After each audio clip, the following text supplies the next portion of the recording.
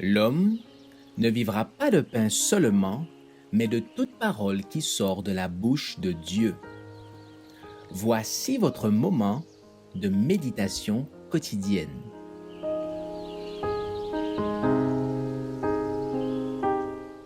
Vous recevrez une puissance. La propreté extérieure, le 24 mars. Elle ne craint pas la neige pour sa famille, car toute sa famille est vêtue d'écarlate. Elle se fait des couvertures de tapisserie. Ses vêtements sont de soie et de pourpre. Proverbe 31, versets 21 et 22. Éduquer, éduquer, éduquer. Les parents qui reçoivent la vérité doivent conformer leurs habitudes et leurs pratiques aux directives que Dieu a données.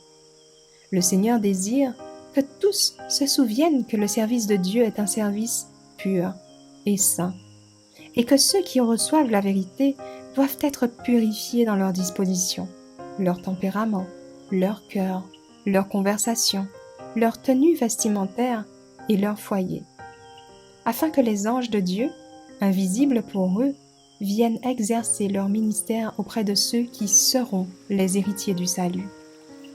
Tous ceux qui se joignent à l'Église doivent faire preuve d'une transformation de leur caractère, qui témoigne de leur respect pour les choses saintes.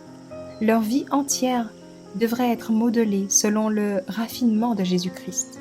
Ceux qui se joignent à l'Église doivent être assez humbles pour recevoir une instruction sur les points où ils ont péché et où ils peuvent et doivent changer. Ils doivent exercer une influence chrétienne. Ceux qui ne changent rien à leurs paroles ou à leur comportement, à leur habillement ou à leur foyer, vivent pour eux-mêmes et non pour Christ. Ils n'ont pas été créés de nouveau dans le Christ Jésus pour purifier leur cœur et leur environnement extérieur. Les chrétiens seront jugés par le fruit qu'ils portent dans l'œuvre réformatrice. Tout vrai chrétien montrera ce que la vérité de l'Évangile a fait pour lui.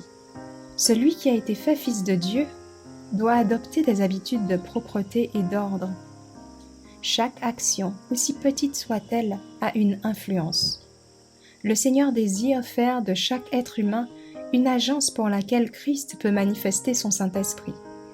Les chrétiens ne doivent en aucun cas être négligents ou indifférents en ce qui concerne leur apparence extérieure. Ils doivent être soignés et soignés, mais sans parure. Ils doivent être purs à l'intérieur et à l'extérieur.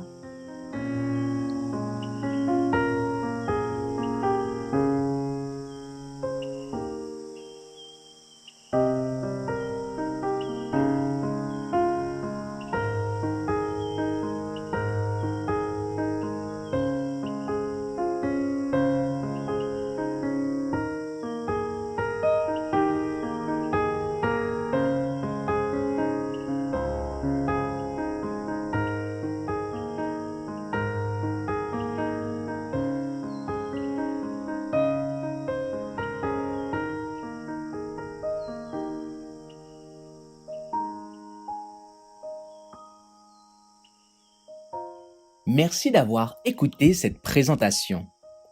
Assurez-vous de nous rejoindre demain pour votre moment de méditation quotidienne avec lereste.org.